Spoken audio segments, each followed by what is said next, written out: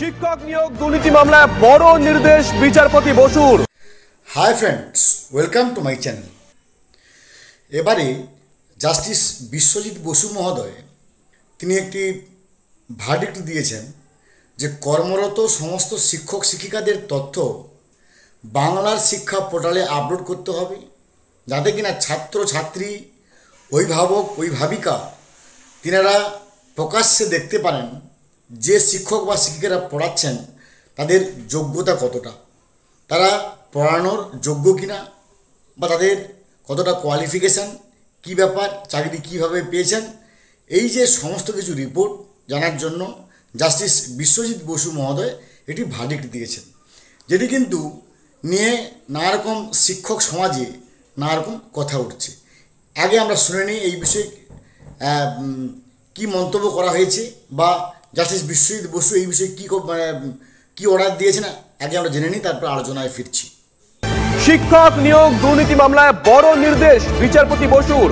বাংলা শিক্ষা পোর্টালে শিক্ষকদের তথ্য আপলোড করতে হবে। শিক্ষা দপ্তরের অধীনস্থ স্কুলের শিক্ষকদের তথ্য আপলোডের নির্দেশ দেওয়া হয়েছে।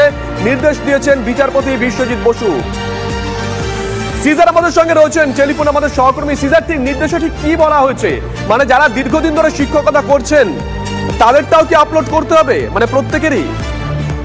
একদমই, এবং সেই জায়গায় দাঁড়িয়ে বিচারপতি বসুর যেটা পর্যবেক্ষণ, যে স্কুলের শিক্ষক যে যে বিষয় পড়াচ্ছেন তার যোগ্যতা কি সেটা ছাত্রছাত্রীদের অভিভাবকদের জানার উচিত এবং তাদের জানার অধিকার রয়েছে। কারণ বিভিন্ন সময় অভিযোগ আসছে যে বহু শিক্ষক শিক্ষিকার যোগ্যতা নেই, অথচ তারা স্কুলে নিযুক্ত হচ্ছেন। এর আগে এই বিষয়ে এই মামলাটি সূত্রপাত হচ্ছে মুর্শিদাবাদের সেই গোটা হাই স্কুলের ঘটনা থেকে, যেখানে দেখা গিয়েছিল যে একজন প্রধান শিক্ষক তার ছেলেকে বেআইনি পথে চাকরি পাইয়ে দিয়েছিলেন, এবং যে মামলার পরিপ্রেক্ষিতে সিআইডি তদন্তের নির্দেশ দিয়েছিলেন বিচারপতি বিশ্বজিৎ বসু। এবং সেই সময় কিন্তু নির্দেশ দেওয়া হয়েছিল এরকম রাজ্যে সরকার ঘোষিত বিভিন্ন যে স্কুলগুলো রয়েছে সেখানে এরকম কতজন বেআইনিভাবে চাকরি পেয়েছেন তাদের যোগ্যতা না থাকা সত্ত্বেও সেই তালিকা পেশ করার নির্দেশ দেওয়া হয়েছিল। এবং সেই মামলা প্রসঙ্গেই কিন্তু আজকে বিচারপতি বসু এই মন্তব্য করেন, এবং সেটা সামগ্রিকভাবেই একটা বড় নির্দেশ অবশ্যই। সিজার, কোনো ডেডলাইন দেওয়া হয়েছে যে এত তারিখের মধ্যে আপলোড করতে হবে বা কিছু? দেখো, রাজ্যের পক্ষ থেকে সময় চাওয়া হয়েছিল অন্তত 2 মাস। সেই জায়গায় দাঁড়িয়ে প্রাথমিকভাবে বিচারপতি বসু 2 সপ্তাহ সময় দিয়েছেন। আগামী 4 জুলাই পরবর্তী শুনানির সময় পর্যন্ত কতটা কমপ্লাই করতে পারছে রাজ্য সেটা দেখছেন। এটা ম্যান্ডেটারি না হলেও প্রাথমিকভাবে 2 সপ্তাহ সময় দেওয়া হয়েছে কাজটা দ্রুত এগিয়ে নিয়ে যাওয়ার জন্য। আমরা শুনলাম, এবারে একজন রাজনৈতিক ব্যক্তিত্ব এই বিষয়ে কি কথা বলেছেন আমরা একটু শুনে নিই। দেখুন, বর্তমান পরিস্থিতি যেখানে এসে দাঁড়িয়েছে সেখানে এই ধরনের তথ্য না আসাটা কোনো যুক্তিসঙ্গত কথা নয়, আসাটাই উচিত। কিন্তু আপনি ভাবুন যে শিক্ষকদের মর্যাদাটা যে কোথায় না, আমি প্রাক্তন শিক্ষকদের আমি গিয়ে প্রণাম করি, আপনিও করেন, কিন্তু আগে এখন কেউ শিক্ষক বললে আগে দেখে নেবে সে সিবিআই ভেরিফাইড কিনা, সে আপনার পরীক্ষায় সাদা ওএমআর জমা দিয়েছিল কিনা, সে কত সালের পাস করা।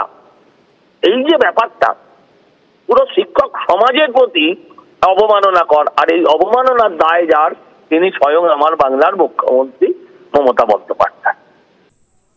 আমরা শুনলাম একজন শিক্ষাবিদ, পশ্চিমবঙ্গের লব্ধ প্রতিষ্ঠিত শিক্ষাবিদ, তিনি এই বিষয়ে বা এই যে শিক্ষকদের তথ্য আপলোড ব্যাপারে তিনি কি বলছেন আমরা শুনেন। এই ধরনের মন্তব্য বা বিচারধারা যখন সামনে চলে আসে জুডিশিয়ারির তরফ থেকে, তখন সেটা এক্সিকিউটিভ এন্ডে যে কাজ চলে তার উপর একটা অনাস্থা প্রকাশ পায়। আপাতভাবে কিন্তু এটা ভালো বা মন্দ এ কোনো কথাটাই জোর দিয়ে বলা ডিফিকাল্ট। এই কারণে এটা কেন একদিক থেকে মনে হচ্ছে যে বাস্তবতার উপর দাঁড়িয়ে থেকে বিচারপতি কথা বলছেন, কারণ স্কুল শিক্ষক নিয়োগের প্রশ্নে গত 1 দশক প্রাথমিক থেকে 11-12 ক্লাস পর্যন্ত যে দুর্ভাগ্যজনক নিন্দার ঘটনা আমাদের সামনে এসছে, যে পরিমাণ কোর্টে মামলা হয়েছে, আন্দোলন হয়েছে, এটা কল্পনাতীত। এই নজির আমাদের রাজ্যে ছিল না, কোনো রাজ্যের যেন এই নজির না তৈরি হয়। এর এই জায়গা থেকে হয়তো উনি এই রায় দিয়েছেন। তার মানে হচ্ছে যে যারা এই সেক্টরে চাকরি করেন তাদের জায়গাটা সম্পর্কে কিন্তু পাবলিক ডোমেইনে ঠিক ঠিক একটা প্রশ্নের জায়গায় দাঁড় করাচ্ছে। ধন্যবাদ এটা দেবাশিস বাবু, বুঝতে পেরেছি। আমরা শুনলাম। এরপরে শুনে নেব যে বর্তমান একজন প্রধান শিক্ষক মহোদয়, তিনি চন্দনবাবু, তিনি এই বিষয়ে কি মন্তব্য করেছেন। আমরা বলছি যে আমাদের যে ISMS পোর্টাল আছে, সেই পোর্টালে সমস্ত শিক্ষকদের সমস্ত তথ্য আছে, টিআইদের কাছে তথ্য আছে। তারপরেও কেন বিচারপতি কাছ থেকে এরকম অর্ডার বের করতে হয় বা মাননীয় বিচারপতি এরকম অর্ডার দেন, এটাই আমাদের মাথায় ঢোকে না। বিষয়টা হচ্ছে যে টিচার যারা শিক্ষকতা করছেন তাদের সমস্ত তথ্য ভান্ডার ISMS পোর্টাল চালুর সঙ্গে সঙ্গে এগুলো সমস্ত আছে 2014-15 সাল থেকেই। মানে এটা কি আমজনতা দেখতে পারেন এই পোর্টালে যেটা আপলোড আছে অলরেডি? এই পোর্টালটা আমজনতা পারে না। এখানেই চন্দন বাবু, এখানেই আজকে আদালতের অবজারভেশন, যে শিক্ষকরা পড়াচ্ছেন তাদের যোগ্যতা কি বাবা মায়েদের সেটা জানা উচিত। তাতে কোনো অসুবিধা নেই, তাতে বিচারপতিকে দিয়ে বলতে হবে। শিক্ষা দপ্তর তো নিজেই এই কাজটা করতে পারত। তাদের তথ্য জানার অধিকার আইনে তো সবাই তথ্য দিতে বাধ্য। এবং এটাকে নিয়ে এত হইচই হয় যে যোগ্য অযোগ্য শিক্ষক ব্যাপারটা এমন একটা জায়গায় গেড়ে গেছে যে সেখান থেকে তাদেরকে বের করা খুব কঠিন হয়ে যাচ্ছে। এবং শিক্ষক নিয়োগ নেই, চারদিকে রিটায়ার করছে, অবসর নিচ্ছেন শিক্ষকরা।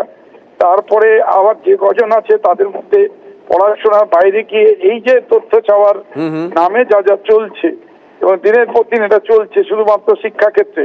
সরকারি চাকরি যারা করছেন তাদেরও তো সমস্ত তথ্য আপলোড করা উচিত, শুধু শিক্ষকদের কেন, বেশ বুঝতে পেরেছি, কর্মীদেরও করা উচিত। বুঝতে পেরেছি। অসংখ্য ধন্যবাদ চন্দন বাবু এই মুহূর্তে। অর্থাৎ যেটুকু আমরা জানতে পারলাম যে শিক্ষক শিক্ষিকা যারা কিনা 2011 সালের পরে চাকরি পেয়েছেন তাদের সম্বন্ধে নানা রকম মন্তব্য অলরেডি বাজারে চার জায়গায় শোনা যায়।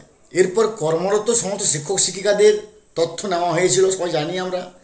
কিন্তু এবার সেই তথ্যকে আপলোড করতে হবে বাংলার শিক্ষা পোর্টালে, যাতে কিনা ছাত্র এবং ছাত্রী, অভিভাবক এবং অভিভাবিকা সমস্ত তথ্য তারা কিন্তু দেখতে পায়।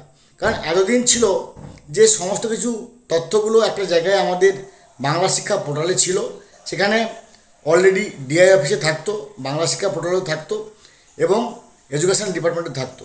কিন্তু এবার জাস্টিস বিশ্বজিৎ বসু মহোদয় ভার্ডিক্ট দিয়েছেন যে বাংলা শিক্ষা পোর্টালে এমন জায়গায় রাখতে হবে যাতে কিনা শিক্ষক শিক্ষিকাদের যোগ্যতা, তারা পড়ানোর তাদের যোগ্য কিনা সেই বিষয়ে সমস্ত কিছু খবরাখবর তথ্য জানতে পারেন সমস্ত অভিভাবক এবং অভিভাবিকেরা।